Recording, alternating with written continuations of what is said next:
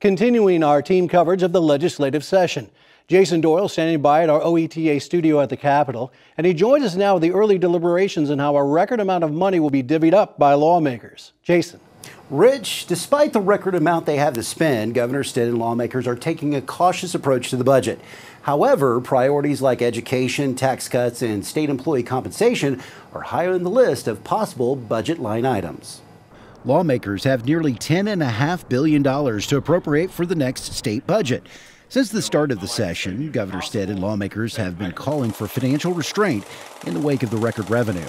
As I look at it, we've got about $9.2 billion in recurring revenue. And so my approach is going to be fairly conservative. We want to make sure that we're not spending one-time money on recurring expenses. That one-time money is about $1.3 billion. Budget negotiators like to set that money aside for special projects. We look at our true recurring revenue. What is our sales tax bringing to us? What's our gross production tax, our income tax, our corporate tax? What's that bringing to us? And so those become reoccurring expenses, not just a one-time money. Of course, education is a high priority for every state budget. While teachers received significant raises recently, teacher pay is no longer the primary concern for classroom teachers. Currently, our teachers are talking about climate and culture issues, not as much about salary, because when they come to school, and if they have 20 to 25 students in their class, and they have disruptions or other things, they need other adults and professionals to help with that while they're educating the children.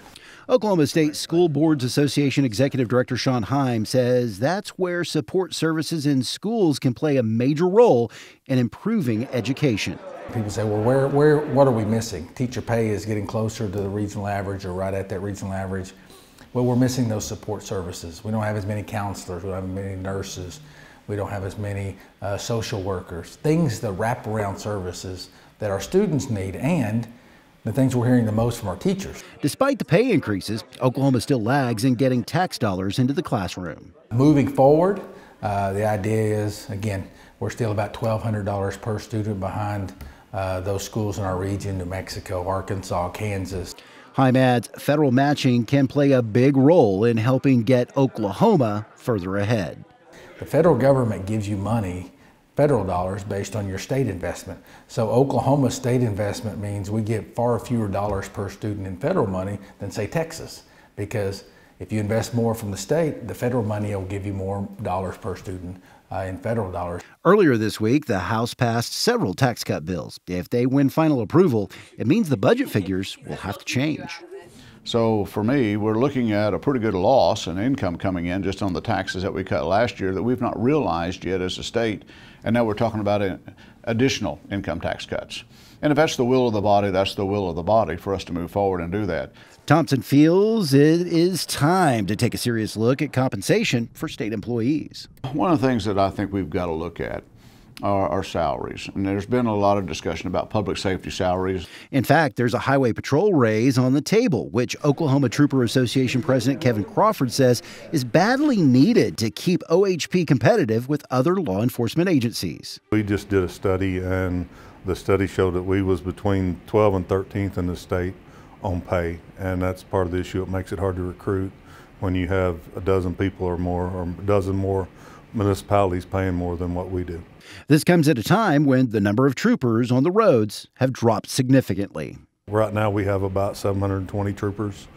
What we're allowed to have is 1,042, so we're about 300 down, and we have about 200 guys that could retire at any time right now.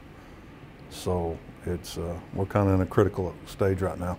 Crawford says there's hope because of a bill making its way through the process. And what's passed out of the House side so far was a 35% pay raise.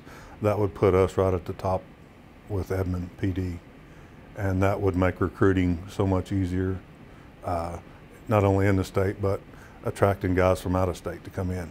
While that addresses troopers and public safety, lawmakers are considering reforming how state employees are compensated. One big thing we're trying to get to is a market-based pay concept where we're consistent across the state, and that's in House Bill 3422 by Representative Mike Osborne. The concept is meant to compare the salaries and compensation of state employees to what the private sector offers.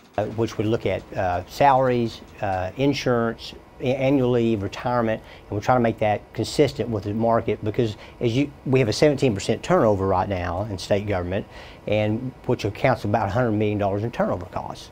So we thought, the best way to figure this out is look at the total compensations. Zierle says the state is having to compete for workers. We're about 12 to 13% below market compared to the private sector.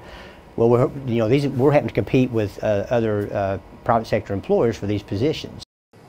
Senator Thompson says budget negotiations between the Senate and the House are underway, but nothing's set in stone.